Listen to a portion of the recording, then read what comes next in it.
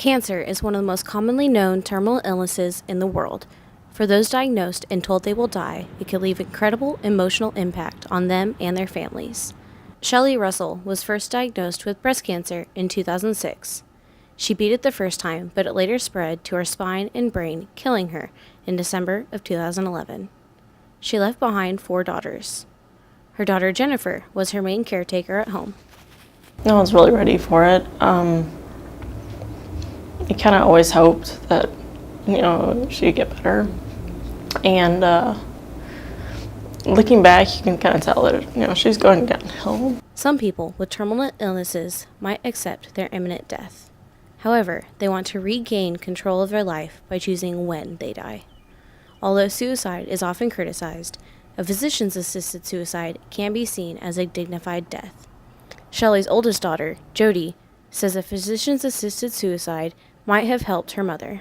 It was really hard to see her going through what she was going through, and I think that by doing the physician-assisted suicide, she would have gotten her affairs in order, and it would have been a moment of closure rather than just a sudden, okay, well, now she's gone. Oregon was the first U.S. state to legalize physicians-assisted suicides with its passing of the Death with Dignity Act in 1994. Washington, Vermont, and most recently, New Mexico have followed suit. According to Oklahoma law, any person guilty of aiding suicide shall be guilty of a felony punishable by imprisonment in the state penitentiary for no less than 7 years.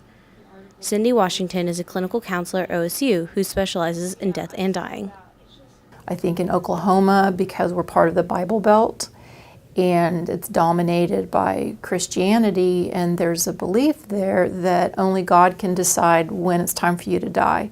So something like physician-assisted suicide is not as openly discussed or as welcomed. Although physicians-assisted suicides aren't commonly talked about in Oklahoma, its counterpart, death penalties, are.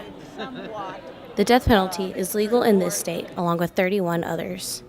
The lethal injections and assisted suicides are similar in that they often use the same drugs, and that terminally ill patients and inmates could both be thought of as on death row.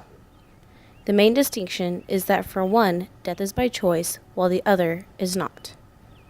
Rob Warden is the executive director at the Center on Wrongful Convictions and is working to abolish the death penalty in Oklahoma. They're different, very different issues. But of course, assisted suicide, I think, is a very good example of how a public opinion can change.